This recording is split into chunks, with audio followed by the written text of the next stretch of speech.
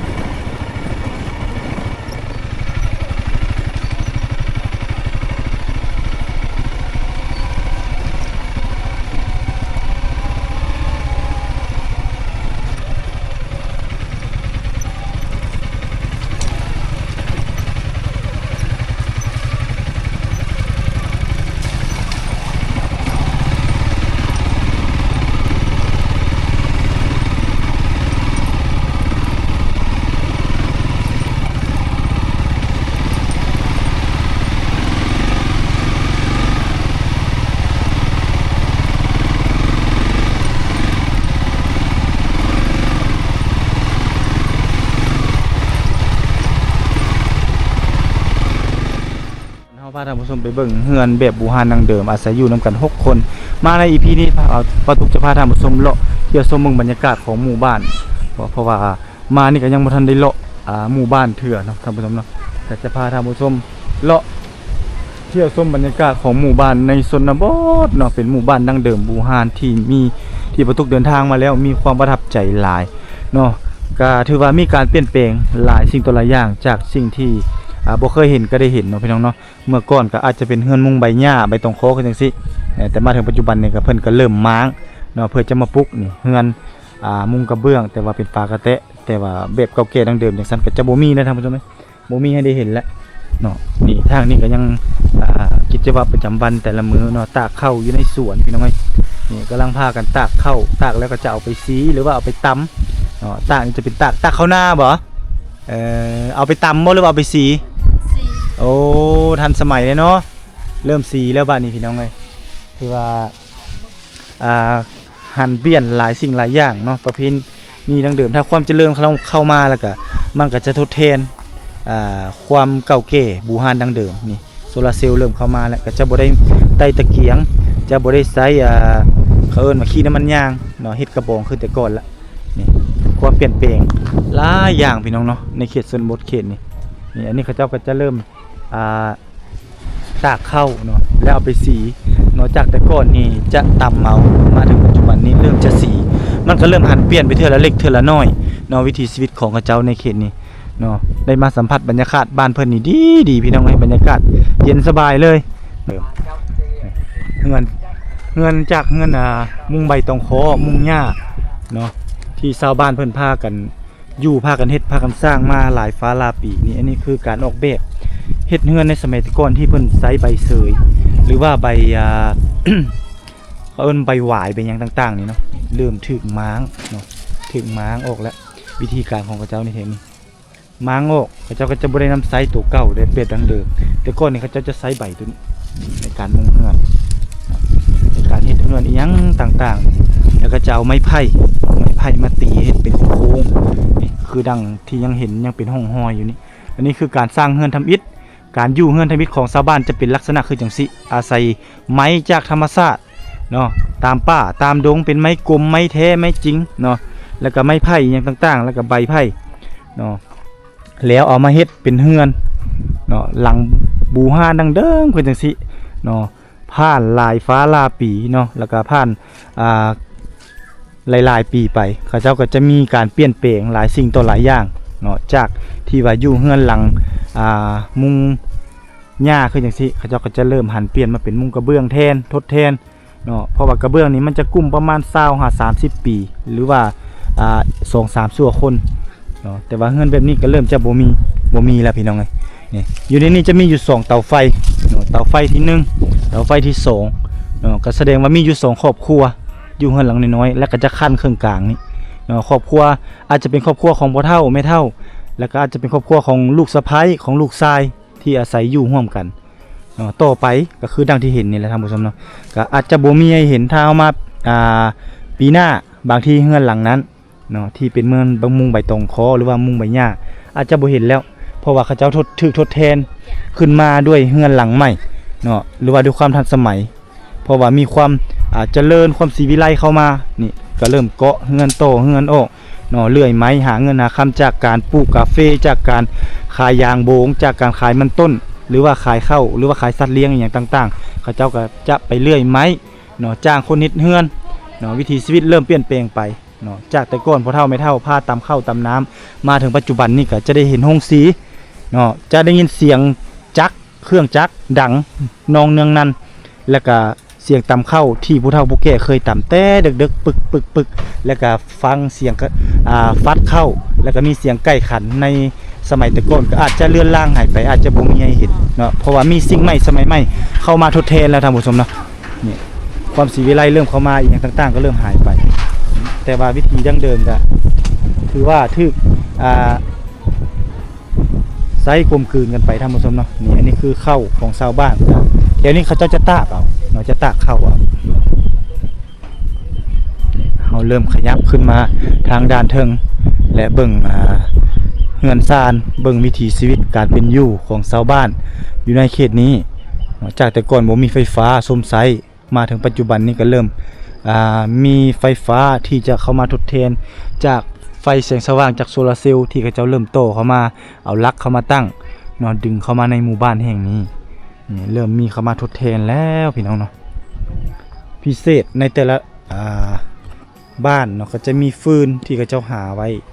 ถือว่าหาได้หลายเท่าใดแห่งดีเนาะเอาให้มันเต็มตารางไปเลย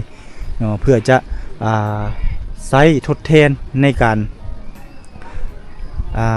ในช่วงฤดูฝนอย่างต่างๆเขาก็ต้องได้ใช้ตัวนี้เนาะต้องได้ใช้ฟืนนี่เพื่อดังไฟนึ่งข้าวอย่างต่างๆนี่ไปแต่ละหลังคาเฮือนเหมือนเวลามีแดดออกมาเขาเจ้าก็จะมาตากข้าวเลี้ยนคือจังซี่เพื่อจะเอาไปสีเนาะเอาไปตำบางคนมีห้องสีก็จะสีบางคนบ่มีห้องสีก็จะตำไว้เพื่อมาเข้าในแต่ละคาดในแต่ละมือของชาวบ้านเลยนี่พี่น้องอันนี้คือเฮือนบูฮานดังเดิมเด้อพี่น้องเด้อนี่เด้อแต่ก็อาจจะยังมีลงเรือให้ท่านผู้ชมได้ติดตามรับชมอยู่เนาะพี่น้องเนาะเฮือนเก่าแก่ดังเดิมคือจังซี่เนี่ยเป็นเฮือนมุงใบหญ้าใบเสยใบหยังต่างๆเนาะที่ทุกได้มีโอกาสเดินทางมาเฮือนของเพิ่นนี่ก็จะถูกมัดด้วยหวายด้วยโต๊ะโดยที่ว่าบ่มีสิ่ง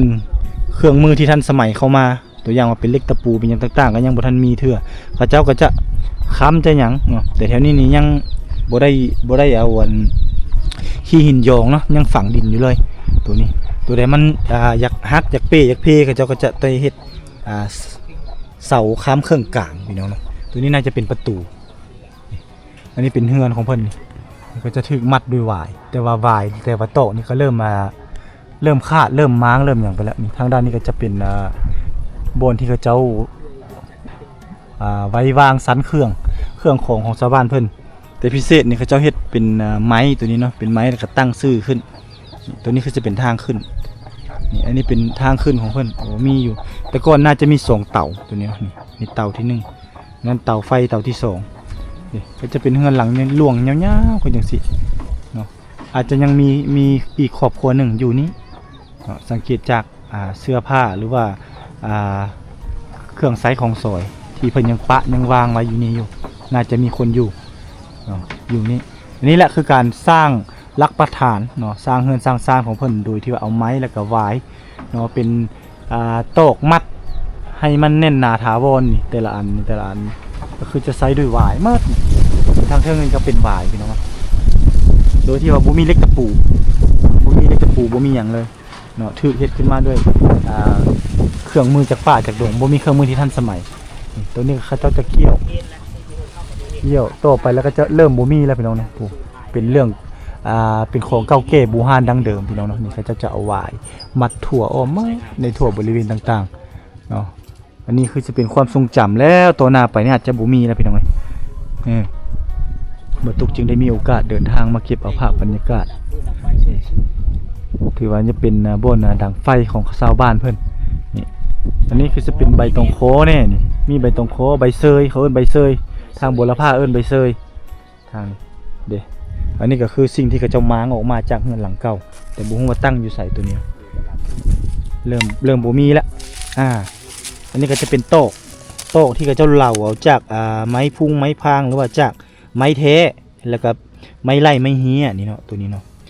เอามามัดความเบิ่งคิดเบิ่งว่าความเพียรของชาวบ้านในการเฮ็ดเฮือนตัดเอาไม้อันนี้เอิ้นว่าไม้อาลาบ่ไม้เหี้ยไม้พุงไม้พางบ่นี่เนาะ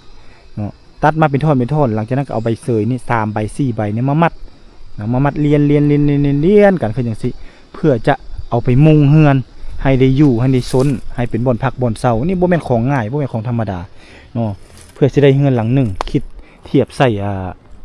เฮาในปัจจุบันนี่นะเนาะเพื่อจะได้เฮือนหลังหนึงนี่บ่ได้ธรรมดาเด้พี่น้องเอ้ยเนาะและไปบ้านแมวนี่ก็บ่ตุกสอบถามเขาเจ้าในการเฮ็ดเฮือนคู่มือนี่เขาเจ้ายังรับเฮ็ดบ่เงินจังซี่ยังรับเฮ็ดคือเก่าแต่ว่าถ้าเป็นเครื่องมือของเฮาหมดทุกสิ่งทุกอย่างแล้วเฮาเอาจ้างเขาเจ้ามาเฮ็ดซื่อๆเฉพาะค่ามือเขาจะเอาประมาณ5ล้านกิพี่น้อง4-5 ล้านกิก็ถือว่าบ่ธรรมดาเนาะก็พอเฮ็ดคุ้มนะคุ้มค่าในการเฮ็ดนี่สังเกตเบิ่งจากการ เฮ็ดเฮือนของเขาเจ้านี่บ่แม่นของง่ายเนาะถือว่ามีความละเอียดอ่อนพี่น้องมีความละเอียดอ่อนที่สุดในการเฮ็ดเฮือนนี่เนาะเพื่อสิได้เฮือนหลังหนึงหรือว่า2หลังก็บ่แม่นธรรมดาเพื่อสิได้ซ้ำนี้เนาะรุ่นปู่รุ่นย่านี่ก็ถือว่ามีหัวคิดประดิษฐ์สร้างบ่ธรรมดาเลยเพื่อพาลูกพาหลานเฮ็ดมาถึงปัจจุบันแล้วก็ยังนำไซมาถึงปัจจุบันนี้อันนี้คือการเอาตัวรอดของพ่อแม่ในสมัยแต่ก่อนรวมถึงมาถึงปัจจุบันนี่ตัวนี้จะเป็นฝานี่เป็นทางขึ้นเนาะสิ่งที่เราเห็นดำๆอ้อมหอมนี่ก็คือเป็นคราบจากการดังไฟเนาะแล้วควันมันจะอูดขึ้นแล้วมันจะดำหมดเนาะมันจะดำอยู่ในทั่วบริเวณนี้แล้วมันจะเฮ็ดให้เฮือนของเฮานี่ดำแต่ว่าทนทาน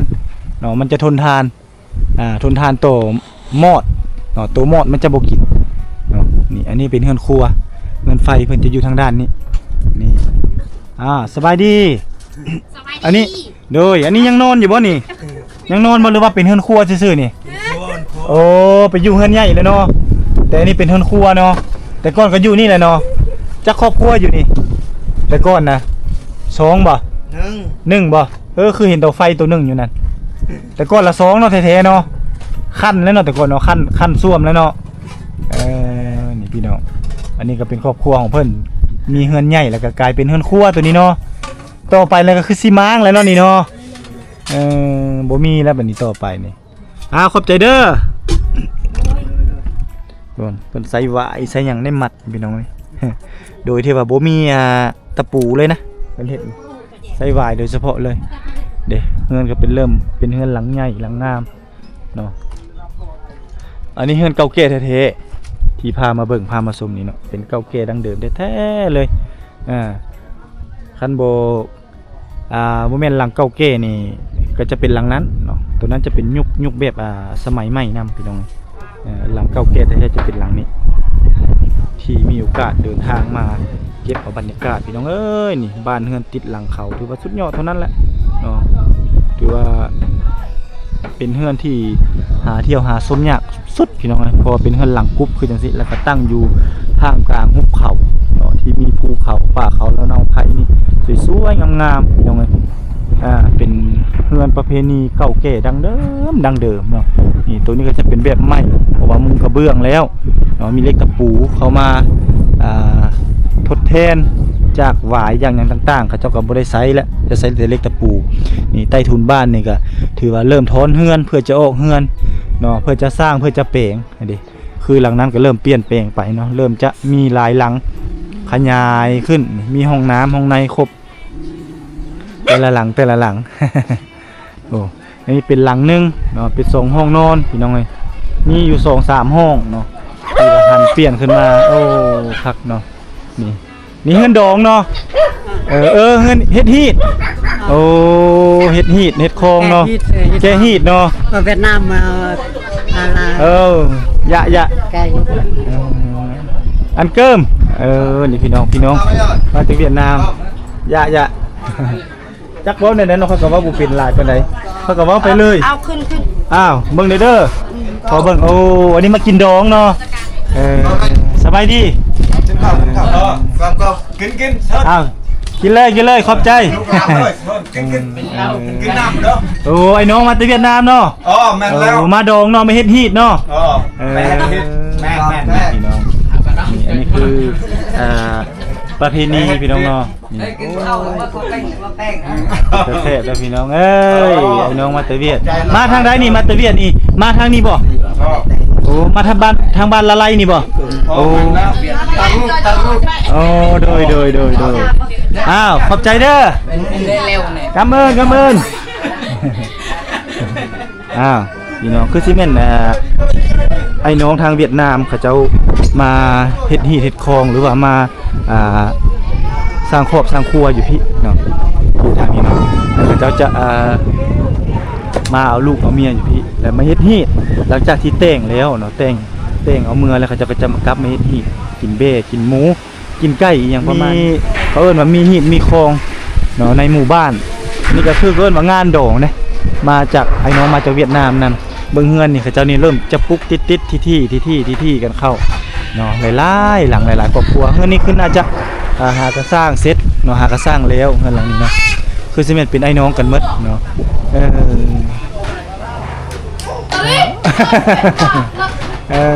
สบายดีนี่พี่น้องนี่เป็นครอบครัวหนึงเนาะนี่เนาะหากระเฮ็ดแล้วเนาะเฮือนนี่เนาะหากระปุกแล้วkhông biết tiếng Lào anh ơi ของเวียดเตียงลาว tiếng Lào làm tiếng kinh được แล้วกินเดือกคนเว้าได้เป็นภาษาเวียดคนว่า còn em là người Việt chứ không phải Lào นี่พี่น้องอันนี้ไอ้น้องเวียดนามเนาะเขาเจ้ามาหีดมาคองตัวนี้แหละนี่แต่ก็จะเฮือนก็จะจุ่มๆกันเนาะลักษณะจะคือกันมันถ้าเฮาไปอีกอย่างหนึ่งก็คือลักษณะคือชนบทในเวียดนามเลยพี่น้องเนาะนี่เพราะว่าเฮือนสร้างของเขาเจ้านี่จะเป็นลักษณะคือเดียวกันหมดนี่ปุกติดกันแล้วก็มุงกระเบื้องเนาะกระเบื้องเพราะว่าเพิ่นก็จะซื้อมาแต่เวียดนามเด้ความทันสมัยก็เริ่มเข้ามาแล้วพี่น้องเนาะเฮือนสร้างแบบบูฮานดั้งเดิมแม่ก็มีแล้วก็จะมีนี่โซลาร์เซลล์พี่น้องนี่มีแผ่นแสงโซลาร์เซลล์เข้ากระจายสู่ชุมชนเนาะสู่แต่ละหลังคาเฮือนแล้วก็ติดใส่อยู่ตัวนี้พร้อมเนาะอันนี้ก็เอิ้นว่าความทันสมัยเริ่มเข้ามา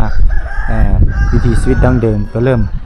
เลื่อนล่างหายไปได้แบบนี้เนาะเริ่มจะบ่อยากมีแล้วเนาะการตำข้าวก็เริ่มจะบ่มีอีหยังหลายๆอย่างก็เริ่มจะบ่มีแล้วพี่น้องเนาะเดี๋ยวจะพาท่านผู้ชมเลาะเที่ยวชมเบิ่งบรรยากาศของหมู่บ้านอีกในโซนนี้พี่น้องเฮามานี่เฮาก็ได้เห็นจารีตฮีตของประเพณีของเพิ่นนั่นก็คือการมาเฮ็ดฮีตเฮ็ดคองหลังจากที่แต่งลูกแต่งเมียเมื่อแล้ว 2-3 เดือนก็กลับมาเฮ็ดฮีตคองอันเก่าดั้งเดิมเนาะก็ได้เห็นความเต้าโฮมความสามัคคีของเขาเจ้าที่กำลังกินข้าวกินน้ำเฮ็ดฮีตคองดั้งเดิมคือแต่เก่าเนาะเงินเรานี่ก็เงินเป็นเฮือนหลังใหญ่พี่น้องแต่ผมว่าอยู่จะครอบครัวเนี่ยคือสิเป็นลักษณะจะคือกันกับทางลุงทำอิฐในวิดีโอก่อนนะสบายดีโอ้อยู่หลายครอบครัวป่ะนี่หลายคนเนาะแม่เนาะนี่พี่น้องอยู่จักครอบครัวนี่แม่อยู่หลังนี่บ่จัก บ่นี่ถามลูกฮะ4 ครอบครัวเนาะโอ้อยู่นำกัน4 ครอบครัวพี่น้องอันนี้เป็นเฮือนครัวเนาะตัวนี้เนาะเป็นเฮือนเฮ็ดกินเนาะตัวนี้เนาะเฮือนไฟเฮือนเฮ็ดกินพี่น้องเอ้ยเดี๋ยวนี่ยังอยู่นำกันอยู่4 ครอบครัวอยู่นี่เนาะแต่ว่าเป็นเฮือนที่ว่าถาวรที่เขาจะมุงกระเบื้องด้วยแป้นเนาะถือว่าแน่นหนาถาวรอยู่ก็ถือว่าโอเคเนาะถือว่าเพิ่นจะบ่ได้ม้างหรือว่าบ่ได้ปลุกหลายเทื่อเพราะว่าเป็นเฮือนที่ว่าเครื่องถาวรหรือว่าถาวรไปแล้วเด้นี่แต่ว่าเขาเจ้าจะเฮ็ดเป็น2 ทางเนาะทางนี้นำเนาะก็จะมีเฮือนไฟทางนี้จะเป็นเฮือนนอนคือจะเป็นห้องทางพี่แล้วก็ห้องทางโซนพุ่นตัวนั้นก็จะเป็นเฮือนไฟคือกันพี่น้องนี่นี่เป็นครอบครัวใหญ่เนาะเขาเจ้าอยู่นำกันนี่ถ้าบ่สามัคคีกันแท้ๆอยู่บ่ได้เด้จังซี่ได้พี่น้องนี่คือเอิ้นว่าความสามัคคีเนาะ ถือว่าเป็นครั้งแรกที่เดินทางมาแล้วได้มาเห็นวัฒนธรรมได้เห็น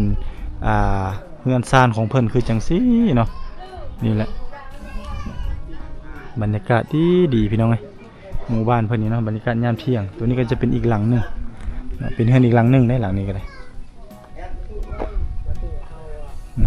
สังเกตจากว่าทุนบ้านของเพิ่นแต่ละบ่อนนี่จะสะอาดสะอ้างดีจะบ่มีเม็ดเศษขี้เหงื่อใบตองในเดินบ้านหรือว่าในทุนบ้านเลยอันนี้กำลังตักเข้าเนาะ นี่มันเนี่ยไปไว้นานโดยไปกรองไปลงหนักเกิน ก้อยมันเนี่ย จะตักเข้าเนาะ มอน อมรหลานเดดออกแล้วเริ่มตักเข้าเลยเนาะตักเข้าไปสี เบิดปีได้2กระสอบแล้ววะ ฮะ แต่ว่าได้แต่2กระสอบ สองกระสอบไม่ได้สิกุ้มกินมันนี่ โอ้ยเราบอกกล้าเปิดเลยสิมันคือจรรยาบรรณ ที่จริงเปิดเผยบ่ได้เป็นจรรยาบรรณของเขาเจ้า ใกล้นี่ก็สอบโต ความหมายคือบ่ให้เว้าเมดเนาะประมาณนี้พี่น้องอ้าวใช่อันนี้บ่โอ้เนาะถือว่าแน่นหนาถาวรนะพี่น้องเฮือนซ่านเนาะจะมีเส้นทางไปทางพุ่นบ่ฮู้ว่าไปไสเส้นทางตัวนั้นมีเส้นทางดินแดงไปพุ่นอยู่เนาะสบายดี มันชวน วันชวนโอ้มาแต่ทางใดนี่บ่ได้ไปเวียกบ่บ่ได้ไปเฮ็ดเวียกบ่ ทั้งโง่เลย บ่ได้ไปเฮ็ดเวียกเฮ็ดงานเนาะ พร พักผ่อนบ่โอ้แดดออกพักผ่อนเนาะมื้อนี้เนาะ เป็นสาวในชนบทพี่น้องเอ้ยสาวติดตะเข็บชายแดนลาวเวียดนามเลยพุ่นทางพุ่นจะเป็นบ่อนจุดที่เขาเจ้าเฮ็ดพลังงานแสงเนาะแสงอาทิตย์หรือว่าแสงตะเวนเท่านี้แหละพี่น้องเนาะเป็นพลังงานแสงที่จะสร้างกระจายเข้าในหมู่บ้านเพื่อให้หมู่บ้านนี้มีไฟฟ้าสมใสในอนาคตผู้ทางด้านเทิงที่มีโครงการเข้ามาเฮ็ดให้เนาะเป็นโครงการช่วยเหลือเฮาก็บ่ฮู้จักใส่เนาะก็ถือว่าเป็นการเอาใจใส่ของภาครัฐเท่านี้แหละเนาะแล้วบ้านเมืองเฮาก็ถือว่าเริ่มมีการพัฒนามีพื้นฐานโครงสร้างวิถีชีวิตที่ดีขึ้นเทื่อละก้าวเด้มีเฮือนใหญ่เฮือนงามแล้วก็มีไม้แป้นนี่ก็จะเลื่อยมาจากนี่แหละป่าจากดงมาแล้วก็มาเลื่อยเป็นจังซี่เนาะเขาเอิ้นว่าผู้หนึงได้แล้วก็ผู้หนึงก็ต้องหันเปลี่ยนเนาะหันเปลี่ยนวิถีชีวิตอีหยังต่างๆของชาวบ้านนี่ให้มีการเติบใหญ่ขยายตัวหรือว่าให้คือกันเนาะเอิ้นว่าความเต้าเป็นการแข่งขันกันไปในทางที่ดีเนาะเป็นการเต้าโฮมความสามัคคีที่เฮือนซ่านของชาวบ้านเพิ่นในชนบทถือว่าบ้านเพิ่นนี่สะอาดสะอ้างดีพี่น้องมีการทอนไม้เฮือนไม้ซ่านเป็นคนที่ว่าดุมั่นขยันเพียรเนาะเฮือนซ่านมันก็สะอาดดีพี่น้องทางนี้ก็จะเป็นอีกหลังหนึงที่มีความสะอาดจบงามแล้วก็มีความสงบนะพี่น้องเนาะอยู่กับธรรมชาติแท้ๆเลยอันนี้คือการอาศัยธรรมชาติโดยแท้จริงเนาะนี่ทางด้านนี้ก็คือกันทั้งหมดในหมู่บ้านตัวนี้เนาะก็จะมีอยู่3หลังที่เป็นเฮือนแบบดังเดิมบูฮานคือจังซี่เนาะนี่เขาเจ้าเริ่มจะปลูกเฮือนออกเฮือนเขาเอิ้นว่าขยายเพราะว่ามีคนนี่เขามาอยู่หลายเขาเจ้าก็เริ่มขยายตาหน้าของชุมชนเนาะขยายเฮือนขยายซ่านเนาะเพราะว่าแต่ละปีก็จะมี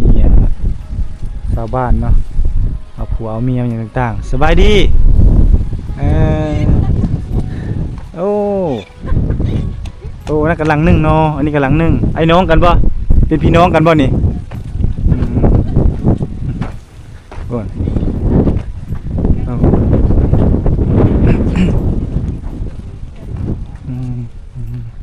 อยู่นำกันจักคนนี่หลายบ่โอ้อยู่หลายคนเนาะอยู่หลายคนเนาะจะเป็นคนลาวบ่เป็นคนเวียดหน้าคือคนเวียดเลยคนลาวบ่เป็นคนลาวหมดเนาะนี่คนลาวบดนี่ คนลาวมันเลยอันนี้ลูกโอ้อันนี้ลูกชายบ่ลูกชาย โอ้ได้ลูกจักคนแล้ว2ผู้นี้ก็แม่นบ่เป็นฝาแฝดบ่โอ้หน้าคือแม่แล้วเนาะเป็นผู้ชายหมดเลยพี่น้องเนาะเป็นฝาแฝดอีก นี่มื้อนี้บ่ได้ไปให้ไปสวนมามื้อนี้ พวกมา หากะมาเนาะ แม่ โอ้ไปเฮ็ดอีหยังไปสวนไปเฮ็ดสวนมันบ่ แม่นเสียสว เสียหญ้าเนาะเสียหญ้าสวนมันต้น โอ้ลูกชาย2คนสิไปไสนี่ไปเสียไปอันหาซ่อนปูซ่อนปลาบ่ แม่นไปกับ สิไปกับไผไปกับพุ่นบ่ ไปกับมัน หาอยู่หากินคือสิง่ายอยู่เนาะแถวนี้เนาะพอได้อยู่บ่ป่า ยาหันง่ายอยู่ โอ้พักหญ้าง่ายอยู่เนาะแต่ปูปลายังยากแม่นบ่ แม่น เออ เพราะว่าอยู่นี่บ่มีน้ำเด้ บ่มีน้ำบ่เอามื้อนี้น้ำนี่เขาเจ้าเอาต่อมาแต่ใส่น้ำนี่ เตะตามมาแต่หวยอยู่ผู้คุณ โอ้ต่อมาแต่เทิงภูพุ่นเนาะ คัน เออ ฤดูอันนี้ฤดูแห้งฤดูแรงนี่ โดย มัน โดย สิขาดน้ อ้าวโอเคขอบใจเด้อ ำบ๊ายบายลูก ขอบใจหลายๆบ๊ายบาย เพิ่นมีลูกแฝด2คนโอ้สุดยอดแล้วพี่น้องเอ้ยเดี๋ยวบ่ธรรมดาแล้วถือว่าบ้านนี้ก็เป็นหมู่บ้านหนึงที่ว่าบ่ถึงกับยากจนเนาะแต่เขาเจ้ามีอยู่มีกินมีชีวิตการเป็นอยู่มีธรรมชาติแล้วก็มีพื้นแผ่นดินนี่ที่สามารถดำรงชีวิตอยู่กับมันได้เนาะแล้วก็นี่แหละการคมนาคมต่างๆก็เริ่มจะดีขึ้นเนาะมีไฟฟ้าเข้ามาซ่อมไซมีนาเฮ็ดเนาะถือว่าบ่ได้ทางป่าเลื่อนลอย มีสวนกาแฟบ่เนาะหรือว่าเป็นสวนยางโบงรวมถึงเป็นสวนมันต้นในการลำเลียงสินค้าออกไปขายเนาะแล้วเพื่อจะนำเงินนั้นมาจุนเจือครอบครัวเนาะมาเฮ็ดมาสร้างปลูกเรือนหลังใหญ่หลังงามได้พี่น้องเนาะเอ้าอันนี้ก็เป็นอีกหลังหนึ่งพี่น้องเนาะเป็นเรือนอีกหลังหนึ่งที่บรรทุกได้มาแล้วประทับใจหลายสังเกตจากใต้ถุนบ้านของเขาเจ้าเนาะใต้ถุนบ้านนี่ทุกหลังคาเรือนส่วนหลายถ้าเป็นเรือนมุงใหม่ต้องขอใบหญ้าใบเสยคือจังซี่นี่มันจะมีฟืนเต็มอยู่ทุนบ้านซึ่งคือความดุมันขยันเพียรของชาวบ้านอยู่ในเขตชนบทนี่เจ้าจะทากเปลือกยางโบงแล้วยางโบงนี่จะเอาไปขายเนาะเปลือกมันจะไปขายแต่ลำมันเนาะหรือว่าต้นมันนี่เขาเจ้าจะเอามาเฮ็ดฟืนเนาะถ้าเขาเจ้ารู้วิธีการเอาไปจุดถ่านก็จะสามารถดังได้โดนแต่ส่วนหลายนี่เขาเจ้าจะดังฟืนเพราะว่ามีเตาไฟเด้เตาไฟแล้วเขาเจ้าจะพากันดังฟืนเอาแล้วเขาเจ้าจะทอนฟืนไปจังสิหลายๆเลยตัวใหญ่ๆจังสิเขาเจ้าจะเอาขวนผ้าเพื่อในการซุ่มไซหรือว่าในการดังไฟนึ่งข้าวแต่งอยู่ครัวกินนี่มันจะไซได้โดนแล้วก็ทนทานหรือว่าได้ดีพอสมควรท่านผู้ชมนี่อันนี้คือการออกแบบในการสร้างเรือนของชาวบ้านเพิ่นนี่เพราะว่าเขตนี้ติดกับภูกับผาเขาเจ้าก็จะใช้หวายพี่น้องตัวนี้เป็นหวายเด้อเป็นหวายนี่มันจะสามารถคดหรือว่าก้งเข้าหากันได้โดยที่ว่ามันจะบ่ฮักเนาะในการเฮ็ดเรือนแต่ตัวนี้จะเป็นเฮ็ดออกมานี่เพื่อความสะดวกในการไว้เครื่องของเนาะบ่ว่าจะเป็นผ้าห่มเนาะถ้วยบ่วงจานชามแม่นหยังต่างๆสิ่งของสัมภาระเขาจะเอามาไว้อยู่ทางด้านเทิงนี่ที่เขาจะโตออกมานี่อันนี้คือภูมิปัญญาหัวคิดของเขาเจ้าเนาะแต่ออกมาทางด้านพี่นี่ทางด้านนี้ก็คือกันเป็นกองฟืนเต็มเลยในทางข้างของเรือนนี่เนาะนี่ก็เจ้าก็จะเฮ็ดโตออกมาคือกันเนาะแล้วก็จะเอาเครื่องของออกมาไว้เนาะตัวนี้เป็นหวา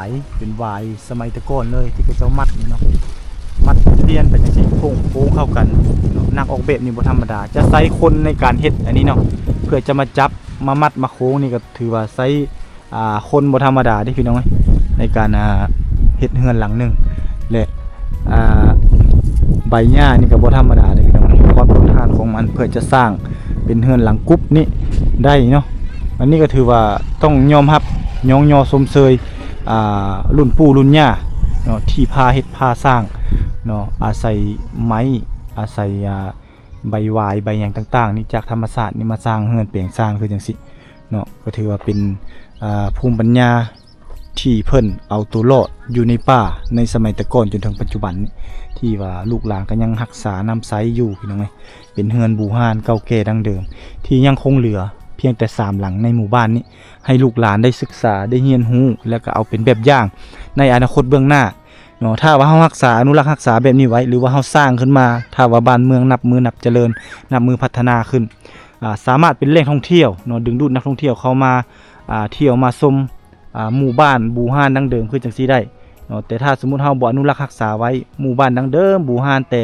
รุ่นปู่รุ่นย่ารุ่น ปู่สังกษาญาติสังกสีที่เขาเจ้าเคยปฏิบัติหรือว่าเคยรักษาเคยพากันเฮ็ดกันสร้างมาจังซี่ก็อาจจะเลื่อนล่างหายไปถ้าว่า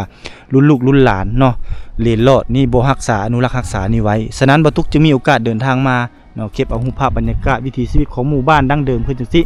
อาจจะ5ปี10ปีข้างหน้าอาจจะบ่มีให้ท่านผู้ชมได้เห็นแล้วอาจจะบ่มีหรือว่าสามารถเบิ่งได้เพียงนำวิดีโอของบ่าวตุกเอ้าโอเคท่านผู้ชมอันนี้คือคลิปวิดีโอที่บ่าวตุกได้มีโอกาสตั้งใจเดินทางมาหมู่บ้านแห่งนี้ก็คือมีชื่อว่าบ้านละเลาะเป็นหมู่บ้านบูฮานดั้งเดิมเนาะและก็มีเส้นทางเดี่ยวที่เดินทางเข้ามาในหมู่บ้านแห่งนี้ซึ่งใช้เวลาประมาณ1ชั่วโมงก็จะมาถึงหมู่บ้านแห่งนี้และหมู่บ้านแห่งนี้นี่ถ้าหน้าฝนอาจจะเดินทางเข้ามาบ่ได้เลยหรือว่าเวลาฝนตกเนื่องจากว่ามันติดกับชายแดนลาวเวียดนามเป็นเขตอากาศที่ว่ามีความชุ่มชื้นฝนตกตลอดปีเลยเห็นให้เส้นทางการเดินทางเข้ามานี่ค่อนข้างจะยากหรือว่าลำบากพอสมควรหมู่บ้านแห่งนี้มีประมาณ30ปลายกว่าหลังคาเรือนอาชีพของเขาเจ้าในเขตนี้แม่นในเมื่อก่อนก็สถางป่าเฮ็ดให้เลือดลอยแต่ในมาถึง2ปีนี้แล้วชาวบ้านอยู่ในเขตนี้ก็ถือว่ามีชีวิตการเป็นอยู่ที่ดีขึ้นก็พากันเฮ็ดนาลบล้างการทางป่าเลื่อนลอยการทางป่าเฮ็ดให้หันมาเฮ็ดนาแทนแล้วเฮ็ดทางได้ทั้งสองฤดูก็คือนาปีแล้วก็นาแซงหรือว่านาปีแล้วก็นาปังครอบครัวหนึ่งอย่างบ่ได้แท้ๆก็ประมาณ50กระสอบซึ่งเฮ็ดให้ชีวิตการเป็นอยู่ของเขาเจ้านี่ดีขึ้นแล้วก็มีไฟฟ้าที่กำลังจะทดลองคือทางด้านหน้านี่ก็คือพลังงานจากแสงตะเวนเนาะที่กำลังจะเริ่มทดลองในหมู่บ้านแห่งนี้เป็นหมู่บ้านแรกเนาะแล้วก็ดึงตาข่ายไฟฟ้านี่เข้าไปในแต่ละครัวเรือนหรือว่าแต่ละครอบครัวให้ได้ไซเปิดไซสมไซไฟเป็นครั้งแรกแล้วก็มีระบบน้ำประปาที่ตกมาแต่ถึงภูเขาเอิ้นว่าระบบจากป่าต้นน้ำหรือเขาเอิ้นว่าน้ำลิ้นนั้นถือว่าอำนวยความสะดวกถึงว่าจะอยู่ในเขตภูดอยแต่ว่าสิ่งอำนวยความสะดวกนี้มีหลายบวกกับหมู่บ้านและก็ชาวบ้านแห่งนี้มีความรู้ความมั่นขยันเพียรแต่ละครอบครัวเลยเฮ็ดให้ชีวิตการเป็นอยู่ของชาวบ้านอยู่ในเขตนี้ถือว่าดีขึ้นหลายท่านผู้ชมเนาะเอ้าอันนี้คือความรู้เล็กๆน้อยๆที่นำมาฝากมาตอนท่านผู้ชมพบกันใหม่ในคลิปหน้าสำหรับคลิปนี้บ่ตุกขอลาท่านผู้ชมไปก่อนสบายดี